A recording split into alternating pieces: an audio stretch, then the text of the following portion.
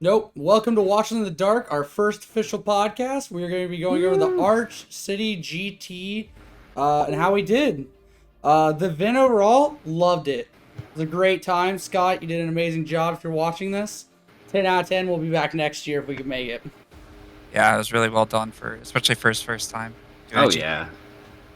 Yeah, so spoilers, we finally put out an interview with who won the event and how they all did. So two undefeated Tau lists were first and second for the overall event.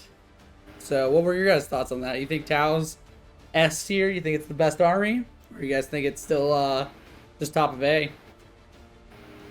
I got beat by Tau round 1, so I'm gonna go ahead and go with they still need to be nerfed. Yeah, probably. They're not as bad as they were.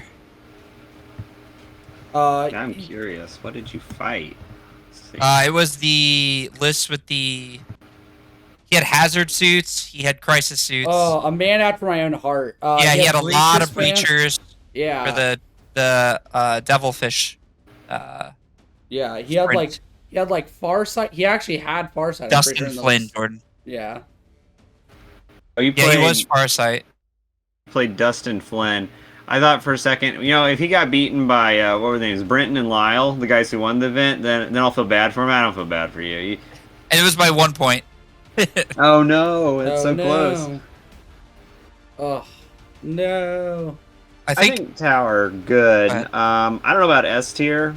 Oh. I mean, we'll find out as we get more time, as people play more games and figure out what lists are good for their factions.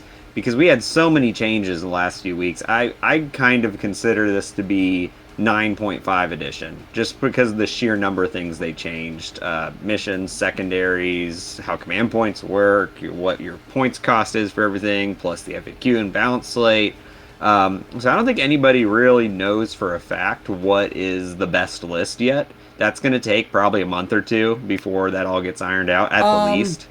Okay, so but I think Tower up there. Tower definitely have a lot of good tools. Tau didn't. Well, here's the problem. Tau didn't really change too much, and I don't think anything got a big enough shakeup to really 180 the faction being S tier. I don't think anyone. Crisis spam at least got hit. Crisis spam. But now they're just using the Forge World crisis suits, the hazard one. Yeah, they're using Forge World hazard, and they're just cutting one crisis suit per squad, which realistically they didn't lose that much.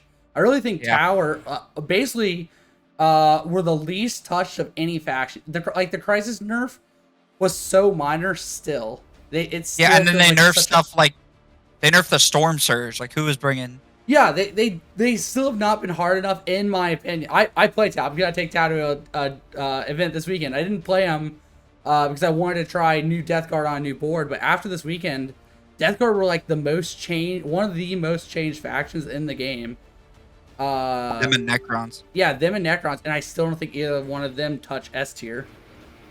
And those would have been my caveats for being the new S tiers, maybe, and neither one of them was enough to surprise me. I still don't believe Sister S. I think they're high A just due to their ability to have good secondaries all the time. Their secondaries are guaranteed 60s and 70s all over. They're just great. They're just all around great.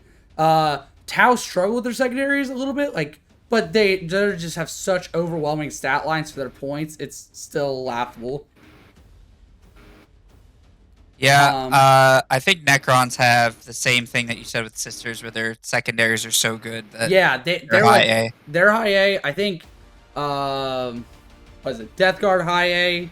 I think Eldar high A. And I think Tyranids are probably still high A. There's a lot of people trying new things, but I really don't think anybody's gonna bust the mold with anything. They're all just trying to figure out what to do now that they have 350 less points in their list. Or 350 is a bit of an exaggeration. 200 points less in their list. I mean, Tyranids are such a menace just because of their stat lines, having so many 4 damage guns and having so many ways to get crazy stuff oh yeah, I get +2 to my cast, and I get +2 mortal wounds every time I fire psychic power. So there's a lot of things you can do to beef up Tyranids that certain factions just can't deal with. If you're firing 4 damage guns consistently at, say, Death Guard Terminators, that's an ideal stat line for killing them, right? And there's not a lot of armies that just do that. You mean strength 5? You need strength 5. You need strength 5 for Death Guard Terminators. He's saying damage. 4 wounds. Oh yeah, 4 wounds. What did I say? Strength? Yeah, damage. Yeah. Sorry, my bad. I thought you said strength. I was like, Tyranids. Go ahead. Sorry. I've played Nids, and when they were like brand new Nids Codex 2 weeks out, and I played them with Death Guard before they got AOC and anything, and I took them to 70 to 71 points. I feel like if that and that's when they were rated D tier. So Death Guard were D tier then, and able to take on an S tier faction, and they just got hit for 200 points.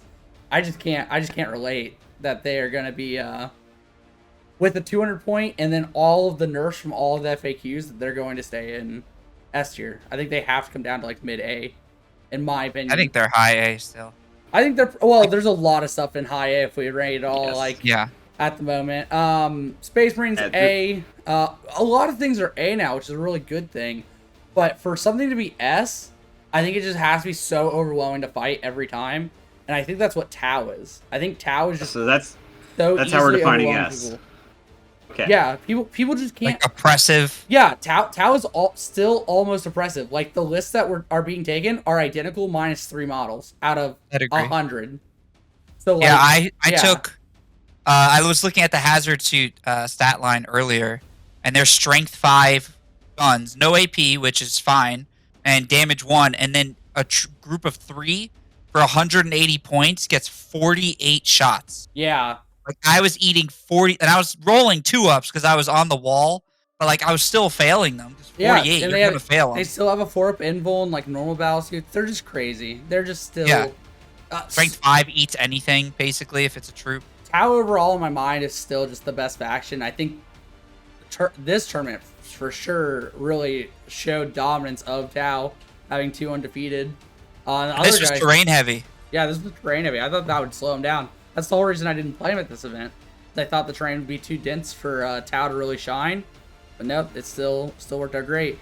We haven't seen the shift to Hammerhead meta yet that everybody thought was coming because they didn't really get touched. But didn't see a lot of that.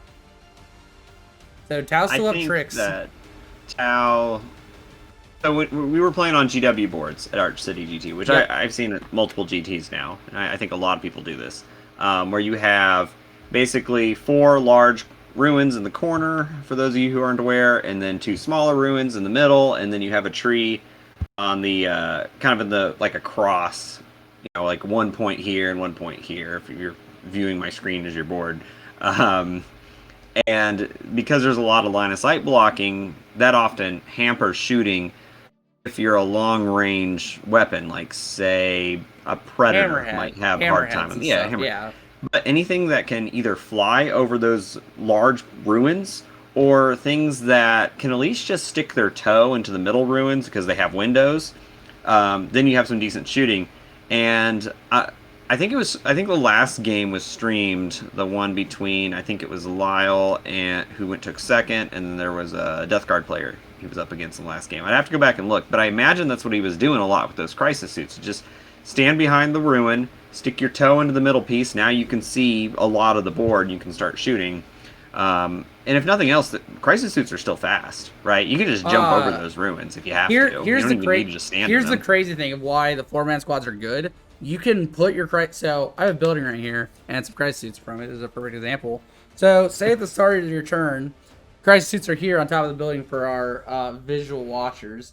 They can say they're on bottom floor. They can hop out right here, shoot, and then strike and fade back over the wall, and you cannot interact with them in some scenarios. Is that a stratagem? Yeah, it's strike and fade. It's just like fire and fade. You can use it as many times as you want in a game. It's called strike and fade. You cannot do it the turn you deep strike, but you literally can just keep walking out, shooting, and then jumping back over the wall. It's not DC. 1 CP. Yeah, 1 C. Yeah, 1 or it goes to 2 if you have 5 or 6 suits in the unit. But everybody's bringing 4 now because of that.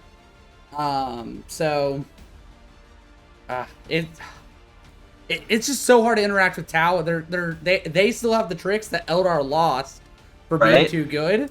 Because Eldar just lost after every yeah, it's your guys' stick that we took with better guns. And then we lost it after you took it from us. Well, we took it. We actually had it I guess we had it. Yeah, you guys had it first. We got it this edition. Yeah. But we got a codex before you guys, so we've had it for Eldar longer. have been able to do that since 6th edition. Lost it briefly in 8th, then they made it a stratagem, and everybody just used it all the time because it was so strong. Yep. And so now they've nerfed it. It's like 2 command points to do it, and it's once per game. Yeah, no, ours is every turn. We just keep jumping over the wall and jumping back. Yep. It's During my game, I took, because I played my sisters, I took Defend the Shrine, and turn 3, he jumped his crisis unit from behind a wall all the way up to my shrine, put all the shooting into it, and then on my next turn, I put a full buffed Repentia charge into the crisis unit, and I killed 2 drones. Like the 4-up invols are, I think, would do it too. Also on the They need to lose them. 5 points for 4+ invuln is too cheap. It needs to be 10. Yeah. But 4-up invols are okay, a menace we didn't come when here they're army wide. But let's be real here. We didn't come here to talk about Tau. Like end of the day, we came here to talk about how we did in the tournament and like what all happened in the event, how we felt about it. I loved it. I've loved the new meta. Jordan, you says this is edition 9.5. Realistically, this is 9th edition now, technically, because 9th was just 8.5, and this is just the other 0.5. This is basically 9. Yeah, 9th didn't really revolution. We can call it that. Yeah. This is real 9th edition. Yeah, this is real 9th edition with armor contempt, all of these crazy things going on. I took Death Guard though. Let's go over Death Guard. Death Guard. I wanted to show up. I loved my strategy. I was playing Terminus S Assault Force, so no tanks, no Mortarion, nothing like that. Just Poxwalkers, Plague Marines, and Terminators. All the things that got buffed. Poxwalkers went down a point, so I brought 80 of them. Brought 50 Terminators because they dropped like 10 plus points. And Plague Marines just got free weapons, which gave them like 100 and some extra points per unit. With all of the upgrades you put on them. I ended up going 4-1. I lost to Imperial Knights, which is a list that I think I should lose to. Same with armor companies. I basically took my bad matchups and just decided I'm going to lose those and just dedicate on winning more. And that seemed to get me back into 4th place. I was able to climb back from a 60-90 loss, or 58-90 loss, to 4th place. So I felt pretty good about that. What about you guys? How'd you guys do? I had the opposite philosophy you did, Garrett. When I was building a list, I was thinking, let's take all the things that used to be good and are now nerfed. So I brought Harlequins. Although it wasn't that big of a nerf. One of our secondaries got better, but we lost a lot of rerolls, and some of our stratagems got worse. Death Jester got worse. The CP reduction hurts us a lot because we were very CP hungry before. Now we just have less tools to work with. But I brought them anyway because it's one of my favorite armies. But yeah, I fought nothing but Armor of Contempt all day, which is bad for Harlequins. I mean, we can deal with Armor of Contempt, but it's less ideal than, say, fighting Tau or Necrons for us, where our AP1 actually matters. I had a lot of power weapons. I brought as many Meltas as I could. I had a good number of bikes, a couple Void Weavers. I had double Shadow Seer. So basically what I was doing is I was trying to do Psychic Interrogation every game, and I was trying to do Take Your Places every game, which for those who don't know, it's a Harlequin one where you add objectives to the battlefield, and at the end of your turn you get points if you hold those objectives. And then my third one was kind of a wild card. It just depends on the matchup and the board. I might take Grind, or I might take No Prisoners, or whatever. And I did well on day 1. I went 3-0. I ended day 1 in first seed. I played 2 different Space Marine lists, and I won those pretty easily. I think that Eldar just having a lot of damage 2 and damage D6 plus 2 is, with good AP, is just bad for regular Space Marines. And then round 3 I played Chaos Knights, where I just kind of went ham. I just Alpha Striked him. I went first. I had all my bikes advance. I had my Melted Boats advance. You said Chaos Knights. Yeah. Round 3? Is that what you said? Yeah, and round 3 I beat Chaos Knights. Okay. Yeah, round 3. Yeah. Right, yeah. So end of day 1 I was feeling pretty good. And then day 2, I saw that I was paired against Death Guard, and I thought to myself, I won't be able to just Alpha Strike this guy. All my 2 damage guns are going to bounce off of him. All my AP1 Shuriken cannons are going to bounce off. I'm going to have to hold back and let him come to me. I'm a sucker for Alpha Strike, so even though I knew it was bad, I just did it anyway because it's fun, which is a terrible, terrible thing to do. So I learned restrain your impulses was the takeaway I had from this tournament because it cost me the game. If nothing else, even I might have still lost even if I had held back and beta striked him with my troops instead of rushing forward with bikes. Even if I had lost, it would have been a much better loss for me. I think I had like 30 points in that game or something. Yeah, Jordan in that Chaos Knight game listened to me about what he should do because I had to fight him round one. So he took my advice and he beat the Knight player. And then he's like, oh, I know better than Garrett. I beat that Knight player that he couldn't. And the next day when he got clapped by Death Guard because he did the exact opposite thing I told him to do. Guilty as charged. Yeah, no. As soon as I saw who I was paired against, I was like, "Oh, Garrett, that's the guy who beat you. What's your advice? How do you think I should beat him?" And he said, "Oh yeah, kill the War Dogs first, and then kill his Shooty Knight, then kill his Durable Knight, then his Fighting Knight." And I was like, "Okay, I did it in that exact same order, and it was an easy win for me." So Garrett had a good plan, but yeah, on day two we drove together, and we were going over a game plan. I was like, "I should beta strike." He's like, "Oh yeah, no, that'd be much better than Alpha Strike." And what do? I Alpha Strike. So. Yeah. Oh no. It's my favorite part about being Eldar is I can move 22 inches and then charge you on turn one. It's ridiculous. No, there's very few armies in the game that can do that. It's part of what appeals to me about that army. Have you ever thought about playing Drukhari? Yes, oh, man. I think about that a lot actually. You really should. I Drukhari up there. But yeah, we can move on to your fourth match or your fifth match. I think you were getting ready to go into that one, and I interrupted you. Yeah, round 5, what did I get paired against? Death Guard, yet again. Probably the worst matchup for Harlequins, because again, -1 damage. And I did restrain myself, I did a beta strike, but there was this, I think it was I was winning that game until like round 4 is when the wheels fell off. Because we had this moment where he had Mortarion, he had Volkite, Dreadnoughts, he had a couple Flesh Mowers, and then some Terminators. And I was just kind of kiting Mortarion the whole time because I really didn't want to dedicate my fusion too early to him. I was trying to pick off the little vehicles. But there was this point on turn 4, okay, Mortarion's dead in the center of the board. I can't kite him anymore at that point. I need, when you're kiting somebody, you got to keep them in the corners. That way they can't engage the rest of the battlefield. So, okay, let's just throw everything in the army at Mortarion. We'll take him down. I don't care if I lose some points this turn because I'm already ahead. And it's just, everything that could go wrong did go wrong.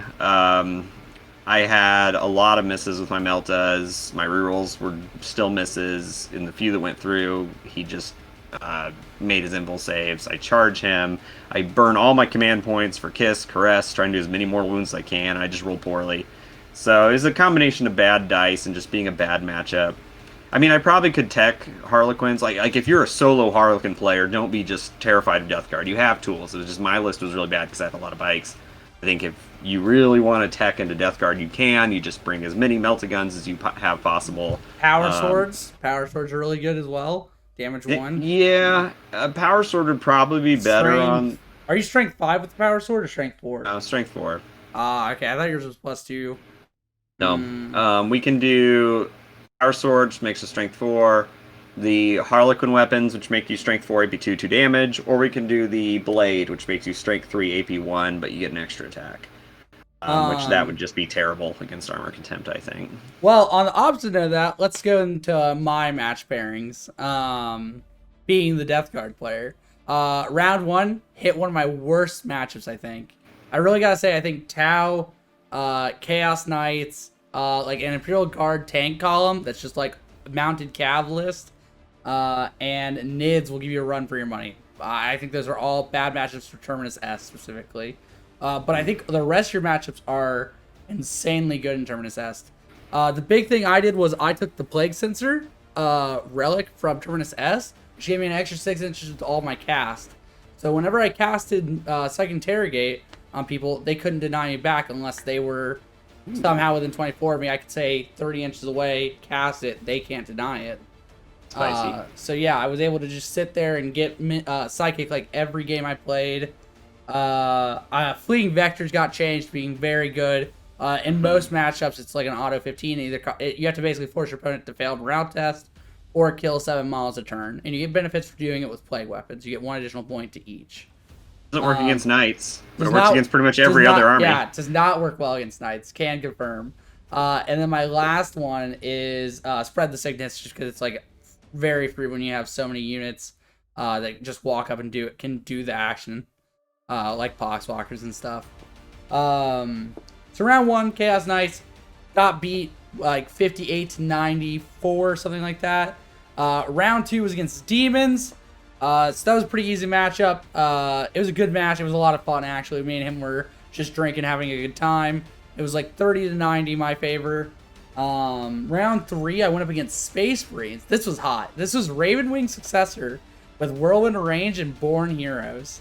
With like 30 Vanguard, 10 Terminators, Apothecary, Chaplain, 3 units of the last snipers. What are they called? The Eliminators? Right? Oh yeah. Yeah, it was all the Eliminators with the Laz Fusils.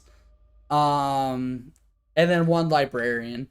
And that matchup was so crazy close, but the Revolting Stench Vat Relic, the fight last aura of 3 inches and the don't count as charging within 6 just shut him down. His army just like charged into me, and we were just able to fight first, do enough damage. He'd maybe trade, and we just had more units at the end of the day than he did.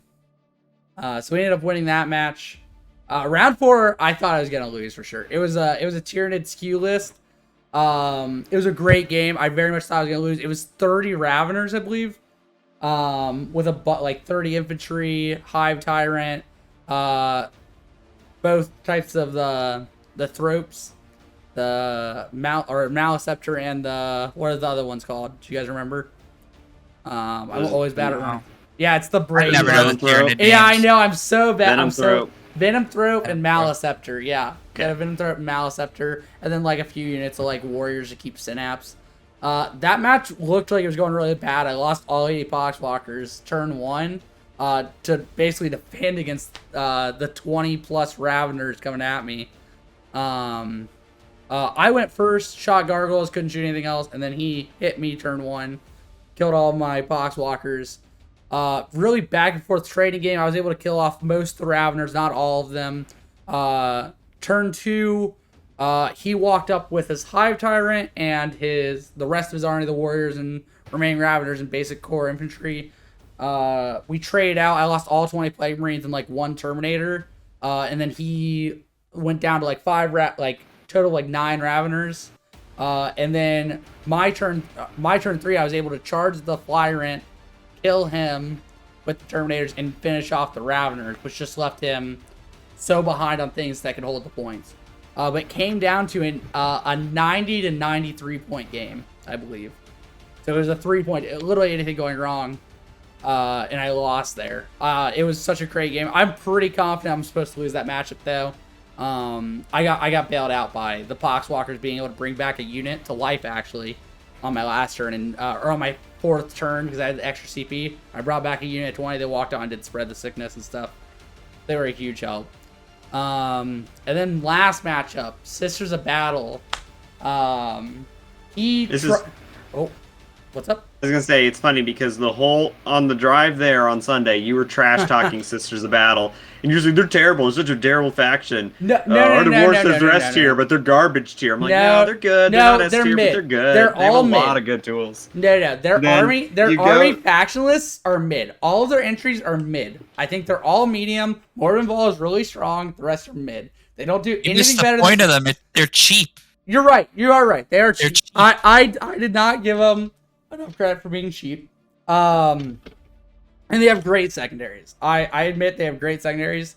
I still don't think they're the best faction in the game. Not even close. I think they're middle of A, maybe top of A, just on how reliable they are. Because they are reliable. If nothing else, they are a very reliable faction. So if you want to go to a multi-round tournament like this, a GT, oh my gosh, Sisters Battle, just being able to get easy 60s and 70s. Because Phil, how many points did you score overall? We'll just give him a quick... 420 points. Yeah, so, and you went, what? 3 losses. Yeah, you went 2-3, and you scored almost as many points as I did, and I came in 4th overall. Spoilers. There's a reason that over the weekend, I think it was Manny Chima went 7-0 and won a super major with Sisters of Battle. Yeah, Like He they didn't have win. I think he tools. took If you're a third. good player He took third. and you have a good list, then you can do it with Sisters. They have all the tools they need. I just think there are better lists out there that do what they do maybe a little better. But Sisters, a good Sisters player can kick butt all day. Yeah, my opponent was great. I think I also Terminus S, like I said, I skewed into my better matchups even better here. I basically were playing what was the mission called again? Do you guys remember not the scouring, right? I've got the mission pack right in front of me. It was Vanguard deployment. I'll You find had it to do the fast. action, and then if you do the action in it your was- deployment zone, it was then you data- get points it for was- being in the middle. Yeah, it was Data Alright. Scry Salvage. Yeah. So Yeah, Data Scry that one. Salvage is 4 points down the middle of the map, and then one in each player's deployment zone, going corner to corner. And he basically picked his 2 in the bottom left and 1 in his deployment zone, and put all of his models on this side of the battlefield. Basically, just said these 3 objectives are mine, and was like, I'm gonna deploy my entire army here, and I'm just gonna try to beat you on secondary, and we're gonna tie for primary every turn. So I ended up just putting a unit of Blight Lords and a unit of Poxwalkers all the way on my 2 far objectives where he had nothing placed, and like Tallyman on my back objective, and then deployed the whole rest of my army to counter deploy him. And we just literally scrapped it out turn after turn, fighting for these 2 points so he couldn't get the objective. What is it called? Defend the Sanctuary? Is that the one where you start the action and it finishes the next command phase? That is Sacred Grounds. Sacred Ground. Sorry, he started Sacred Ground turn 1. He went first. I charged him with Foxwalkers. Was able to kill both the units off both points with the same unit by doing the mortal wounds with 3 rolls. And he ended up clapping back, killing like almost all of my Poxwalkers, all but like 1 unit 20. Kill the Terminator. I had 9 Terminators left. Typhus, another character, and then I just had the Plague Marines slowly coming in. I was able to stop him from getting another Sacred Grounds on turn 2. So he only got his home field 1. But he was still able to get all of his other secondaries. At some point, though, I was up 45 primary, or I was up 25 primary to his 8 primary in total. That's the problem I had all weekend. Yeah, because I basically just said I'm going to hold one of your. I'm gonna sacrifice your home field objective that you want for secondary, and just go for the one right before that because you have to dedicate everything to saving the home field one. These 2 home field ones. Basically, just forced him off one objective and was able to win just off of my good secondary, like my mediocre in comparison secondaries compared to his great ones, and went on primary. So the game ended up going like he still scored. I would say this game he ended up only getting like 24 primary, but I think he literally maxed all 3 secondaries. He took no prisoners because I just have a lot of models on my list. No prisoners, defend the shrine, and sacred ground. So he maxed all, or sorry, he maxed all but 5 points on sacred ground. That's what it was. I was able to deny the 4 or 5 points off sacred ground or whatever it was because he did get the 1 objective 2 objective. But yeah, it was crazy. He scored 77 to my 94, I believe it was 93. At the end of the day. Which left me it was 96. I scored 96 to his 77. And I was, at the end of that round, I was still 5 points behind the other Death Guard player that came in 3rd. I finished 4th overall, which I'm extremely happy about, still. So let's go on and talk to, oh my gosh. I wanted to call him Elon Musk so bad. I'm so sorry. Okay, as you fought the urge. I'm so sorry, Phil. We're gonna go on to how was your event? What did you play? What all did you do? What was your strategy overall? I had the opposite experience of Jordan. My day 1 was pretty depressing. My first round, I talked about already. It was my round into Tau. I also have Tau, so I know how they play.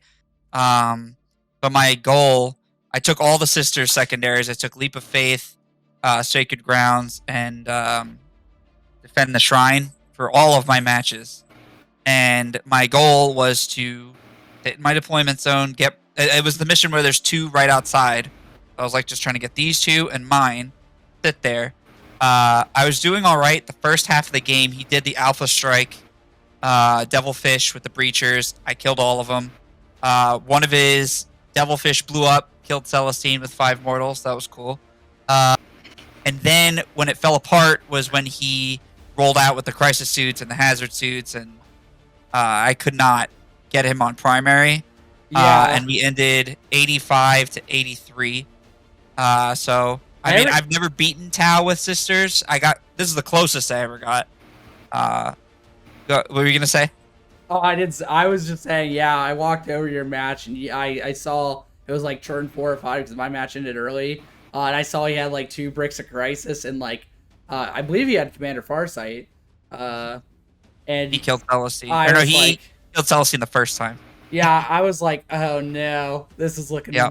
real dire for the sisters. You only had a few units left, like Retribuers and stuff, and he had like 2 Crisis bombs, maybe a third one, and then just a bunch of things in the middle. I'm like, oh, I don't think Yeah. you're gonna get this one. So at that point, I had already maxed out Leap of Faith. I had already maxed out. I didn't max out Sacred Grounds. I got 10 or 11 on it. You get 1 for the one in your deployment zone, and then 5 for the rest. So I needed 1 more. And then Defend the Shrine. I kept my shrine for 4 turns, and then he took it, which actually docked me 3 points. So that alone gave me the loss. Fun fact: Defend the Shrine. If you lose it, you can actually go negative. Yeah, you lose 3 points. 3 points. Yeah. If your opponent So that's when controls it in he the put game. all his Crisis into that corner to take my shrine. I brought a brick of 20 sisters, which I don't think I'll be doing anymore, because I had all 3 of my games on day 1. They just sat and didn't get any firing lanes because I had to keep them on the shrine. My idea was to put them on, do Defenders of the Faith, which is 2 CP for Transhuman, and good luck taking my shrine, which he did. My round 2, I went against Necrons, and this was probably... It's funny, this was my worst loss, but I think my most fun game. Played a pretty standard, Necron good stuff. He had the Silent King. He didn't have any Catan, but he just had a ton of units. He did the pregame move, 6 inches. Everything had OBSEC. And he got a little too careless with the Silent King and put him right in charge range on my turn. I went first. I went first every single game except for my last one. So on my turn 1, I didn't move. Turn 2, he got a little too close. I threw a full Repentia squad, fully buffed up. I threw Celestine, and I threw a Zephyr squad into the Silent King, hoping to bomb him down, figuring that would have crippled him. Because he had the Necron secondary where he had to make kills with Lords, and he had 2. I killed the 2, what are his little power las cannon things called? I don't remember. Veneers. I killed them. Yeah. And I got him down to 4 wounds. My Zephyr unit just bounced. Fun fact, Garrett, I found this morning, there's a stratagem I've never used for 2 CP where you get +1 to wound on Zephyr. Oh, you didn't know about That's this? how you negate the... Oh no! I thought you strength. knew. I would have talked to you about No, this. I literally was... There's just so many stratagems that, like, when I first got the book, I looked at it and I'm like, that's worthless. And I never looked at it again. No. So that bounced. After that, I lost, obviously, everything I went in with. And I think with Necrons, their secondaries are as good as sisters, but they have so much OBSEC, I could not peel him off anything. Yeah. Like, he was throwing stuff in my deployment zone, which I was killing, but then I didn't have enough firepower to come out and take him off a single primary. And I lost 67 to 94. But I feel like that one was my fault for just going all in on Silent King. So I didn't feel bad about that one. My third game was into Tyranids, which that was a game I was pretty bummed about losing because it was the first game where I felt like I had a shot against Tyranids. I hadn't played them since the nerfs. Before the nerfs, I just would lose round 2 with them. It came down to me also trying to play defensively, and some of their units, I think it wasn't the Swarm Lord, it's the generic version of him. I think that's Hive Tyrant. Hive Tyrant. Yeah, I fought the actual Swarm Lord. I think I said Hive Tyrant earlier. I fought the actual Swarm Lord. Yeah, he moved into my deployment and attacked my 20-man brick. I put so much into him, and everything just kept bouncing off. Like the 4-up, and he has a 4-up, right? I think that's that. Yeah. Just kept bouncing off, and then he would mulch whatever. I put Morven Vol into him, got her 5 big AP4 3 damage swings, couldn't kill him. He hit back. I used my once per game fight again with Morven Vol, still couldn't kill him. So at that point, he cleaned out my deployment zone, and I lost 82 to 76. I went back the next day, despite not wanting to. And I fought Space Wolves, which is just a poor matchup for him. And he had never played Sisters before. So he made the mistake of kind of attacking in waves, which Sisters love. Yeah, I'm just gonna trading get behind They'll here. pick you out. Yeah, we played a you trading throw game your back and forth. yeah, and I just kept eating whatever he threw at me.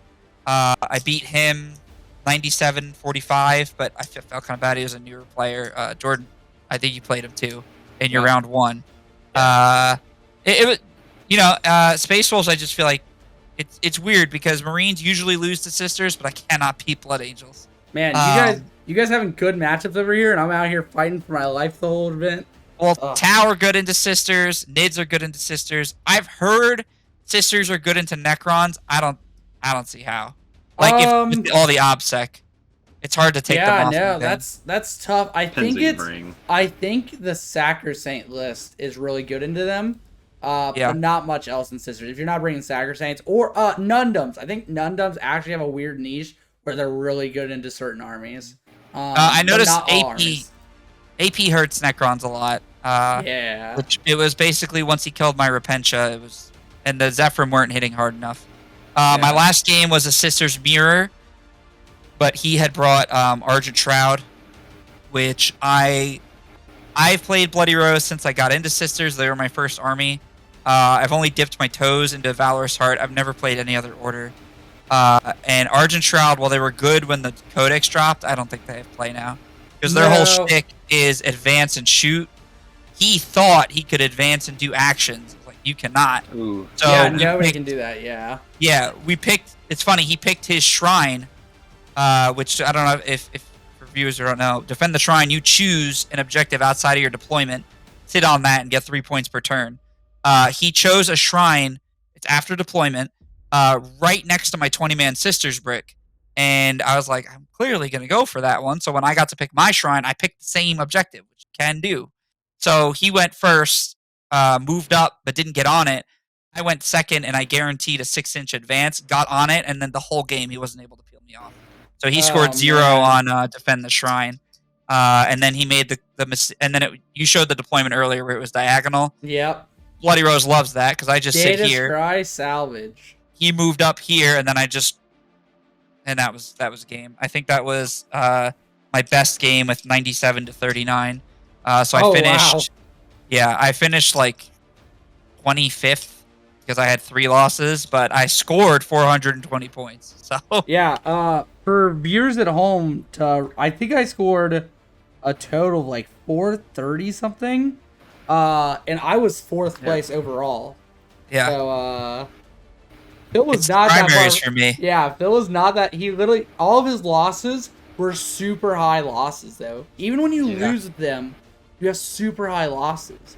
So that is an element of Sisters that do make them. Yeah, I ended at 434. Phil was 14 points, sub 14 points behind me. Because you can't stop leap. No matter, it does max at 12, so you'll get 97. You can't stop leap. It's just me using Miracle Dice. Yeah. So my last opponent tried to say, "Oh, you won't max leap," and I'm like, "Okay, Miracle Dice to advance. That's a point. Miracle Dice," and I just move back and forth like. It's crazy. I lost 1 game. You lost 3. I scored pretty high in all of them. You still scored almost as high as me when I had like 490s and 160. You overall scored it so high with 3 losses. That's crazy. Okay, I want you guys to know. You two can give me crap about it. I purposely waited for the podcast to tell you guys this. I had a discount code today, and I almost bought a Sisters Army. And I'm like, if I buy this, I'm just forsaking everything I've ever said about them, and I'm not willing to give. I don't think you would like them. I think I would. I think I do. They're Horde, so you have that. Yeah, but they're so techy. They're so you need to play them a lot to get all their stuff down. I think they're anyone who uses them as like a secondary army usually runs into issues where they're getting rules wrong. I'm not saying you would. Yeah, man. I remember so much of the game. Because I'm actually ancient at this game comparatively to a lot of people. I've been doing this for like 12 plus years, so things are just like all I have to memorize every edition is what the new gimmick is. So this edition is just all the strategies that come out, and I buy most of the codexes. So Oh man. I just read them. We've talked about this before. I have the opposite problem. I started playing like 2012, so like 10 years ago, and I have all these different armies and editions floating around in my head still, and I have to try to force myself to unlearn the old rules so I don't play the old rules in the new edition. That's a problem I run into a lot. I'm like, wait, you do that still? Jordan, or did that go Jordan away in would 7th edition? Jordan would just make stuff up about sisters though, which was so funny. They That's my changed a problem. lot. I don't blame them. That's true. They're a newer army. Well, Overall even, like- though, I will say this: I loved the event. The event overall was, Yeah, it was so really- fun. I got pretty hammered day one. Cheap beer. Wanted to go, It was yeah, awesome. very good, fairly priced bar. Cheap compared to like going to the bar. And getting Yeah. sauce, It's $2.50 for a beer. It's- Yeah, Yeah. I think I spent I had like 8 or 9 drinks day one. I spent like $25.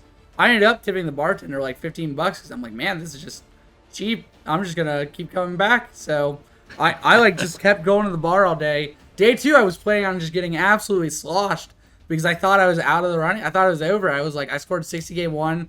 I scored 2 90s, and now I'm going to one of my thought to be worst matchups, which I still think it's such a close match. I can't say that so much went right for me. And yeah, like I think I played very well overall, but that match is still so close. Even if you play it perfectly, you can't. Nids are still a problem for that army. The mortal wounds they have and stuff like that, the amount of damage and stuff. Like, you guys are right. It's not an auto win match. It is a 50-50 match, if not 60-40, and I got lucky on the 40 this time. Well, From if a you Death look Guard at, versus Nids, right? Yeah, Death Guard versus Nids. Yeah. Yeah, I think that's a fair assessment. Yeah, I think If you I look might. at the results for this weekend, Nid still, I think, had the most wins overall. Really? Yeah, crazy. But I will say I fought Nids a lot. I fought Nids at basically every tournament leading up to this. Pre-nerf basically. I haven't fought nerfed Nids until this event. Like other than the FAQs and stuff, but point wise, like Nephilim nerfs. I was like doing okay, but they felt so much more. They just had so much stuff. They just always had so much stuff. Which now they feel much more. Like I said, I outnumbered him and was able to overcome him because I just had more stuff. By the way, Nids have the highest win rate of the weekend wow, by 10%. Tower at 50. Nids were at 60% win. wow, That's looking at all games overall, right? Yeah. Not just Yeah. like the who won Yeah. the tournament. Yeah, okay. that's pretty good. I mean, the problem. I'm not saying that's wrong, but the problem with looking at the data like that is that sometimes you run into, okay, who were playing the factions? Like, were all the Nid players veterans that weekend? But there were a lot of, say, Space Marine newbies, and this was their 4th game of Warhammer ever. Because you have people like that, then it makes Space Marines look bad, makes Nids look good. I will right? say, That's the problem. But I think Nids are good. I think they deserve to be like ranked as one of the better armies. Yes. A tier, S tier, whatever. They're somewhere in there. They're Yes. very good. before I would have hands down said Nids are S tier before the Nephilim nerfs. Now I say they're high A to A. I think still a prefer big. us. I think a big. Personally. Well, yeah, I think a big part of Nids though is they're so different than how they used to be. They really are. Their whole codex is so much different than it was before.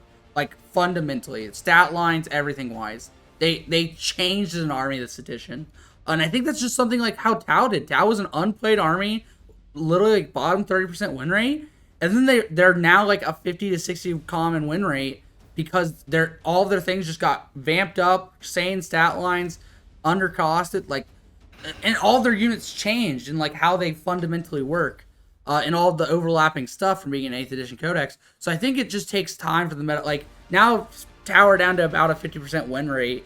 I think realistically, Nids were just so unseen and had so much more variety than even Tau did. I think it's going to take longer for the meta to adjust to what they need to fight Nids, because that's what happened with Tau. It took a long time for people to actually adjust over to Tau, because Tau hasn't really been nerfed that much from its initial incarnation. Yeah, Realistically, they're very minor nerfs. They've gotten hit with several small ones, death by a thousand cuts. But realistically, the biggest nerf to Tau wasn't in any of their nerfs, but was in AOC. That was their biggest nerf. And Was indirect. Yeah, and indirect. Oh Indirect yeah, kind of caught the them. airburst nerf that Yeah. was pretty big. Airburst nerf was pretty big, but end of the day, I think if they came out and Airburst had the nerf, it really wouldn't change their win rate. It was everything else on top of it as well, armor of contempt, stuff like that. Basically, everybody was getting +2 to their save against airburst now, and they Yeah, were yeah. -1 Space hit. Marines are effectively +2. Yeah, everybody else is +1. Yep. The airburst or the indirect nerf in general is what started the sisters climb because indirect just Slaughtered. wrecks. Yeah, Like Repentia, like just goodbye. never live. Yeah. It helped make up for a lot of the nerfs that Eldar got in both Craftworld and Harlequin, because now we're not scared to put things like striking scorpions or Harlequin troops into a ruin.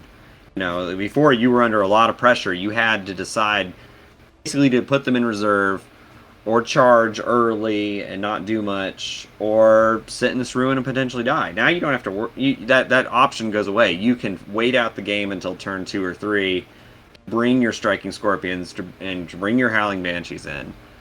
It's the same thing that sisters that helped them. You know. Well, I think that was a great discussion. I think we can wrap it up there, boys.